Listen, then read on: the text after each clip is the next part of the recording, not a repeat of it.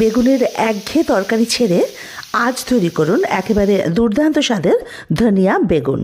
এটা গরম ভাত বা রুটির সাথে জাস্ট অসাধারণ, আর এটা রান্না করতেও খুব কম সময় লাগে। তো চলুন রান্নাটা শুরু করা যাক। এর জন্য আগে দেখুন আমি এখানে বেগুন নিয়ে নিয়েছি, ওজনে প্রায় ওই 500 গ্রাম মতো হবে আর কি। বেগুনটা আগে ধুয়ে নিয়ে এর মাথার দিকটা আর বোটার দিকটা কেটে বাদ দিয়ে দিতে হবে। তারপরে এটাকে এভাবে একটু বড় বড় চাকা চাকা করে কেটে নিলাম। আপনারা চাইলে এটা কিন্তু লম্বা লম্বা করেও কাটতে পারেন বেগুনটা। এবারে বেগুনের দুই দিকেই এভাবে একটুখানি কাট লাগিয়ে নেব। এভাবে করে কাট লাগিয়ে নিলে হবে কি, সমস্ত মশলাগুলো বেগুনের মধ্যে খুব ভালোভাবে যাবে। তো সমস্ত বেগুনগুলো এভাবে কাট লাগিয়ে নিয়েছি। এবার এগুলো একটু ম্যারিনেট করে নেব। তার জন্য দিয়ে দিলাম অল্প নুন, একটু হলুদ আর চিনি, আর দিলাম একটু লঙ্কার গুঁড়ো।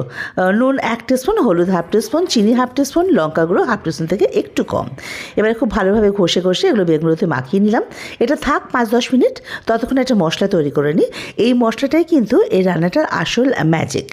এর জন্য এর মধ্যে দিয়ে দিলাম টাটকা ধনেপাতা 1 আঁটি মতো, ওজনে ওই 90 থেকে 100 গ্রাম মতো হবে। ঝালের জন্য দিয়ে দিলাম কাঁচা লঙ্কা। আমি এখানে 3টে কাঁচা লঙ্কা দিয়েছি, আর আপনারা যে যখন ঝাল খান সেই অনুযায়ী লঙ্কার পরিমাণ বাড়িয়ে বা কমিয়ে নেবেন। রসুন দিলাম এখানে আমি 10-12 কোয়া। আপনারা যদি রসুন দিতে না চান সেক্ষেত্রে এখানে আদা, একটু ভাজা জিরের গুঁড়ো, আর যদি হিঙের গন্ধ পছন্দ করেন তাহলে হিং রসুনের পরিবর্তে দিতে পারেন। তো আমি রসুন দিয়েছি, আর দিয়ে দিলাম ধনে গুঁড়ো। ধনে গুঁড়ো এখানে আমি 2 টিস্পুন দিয়েছি, এতেও ফ্লেভারটা খুব ভালো আসবে। টক দই আমি এখানে দিলাম 2 টেবিল স্পুন। টক দই দিতে না চাইলে আপনারা এখানে একটা বড় টমেটো বা 2টো মাঝারি সাইজের টমেটো দিতে পারেন। দেখুন এই পেস্টটা তৈরি করে নিলাম। এবার রান্না শুরু করার পালা। তার জন্য ওভেনে একটা ফ্রাইং প্যান বসিয়ে তাতে সর্ষের তেল দিয়ে দিলাম। রান্নাটা অবশ্যই সর্ষের তেলে হবে। তো তেলটা যখন বেশ ধোয়া ওঠা গরম হয়ে যাবে, তখন ফ্লেমটাকে মিডিয়ামে করে ওই ম্যারিনেট করে রাখা বেগুনগুলো একে একে এই তেলের মধ্যে দিয়ে দেবো। এবারে ওই মিডিয়াম ফ্লেমেই ঢাকা দিয়ে বেগুনটা একটুখানি এপিটোপিট করে আর কি ভেজে নিতে হবে লাল করে। মাঝে মাঝে ঢাকাটা খুলে একটুখানি উল্টে দিতে হবে। খুব বেশি সময় তো লাগবে না।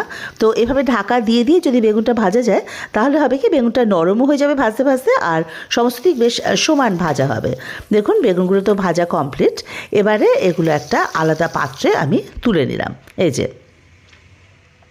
তো বেগুন ভাজা হয়ে গেছে। বেগুন ভাজার যে তেলটা অবশিষ্ট রয়েছে ওই তেলেই দিয়ে দিলাম আমি কালো জিরে।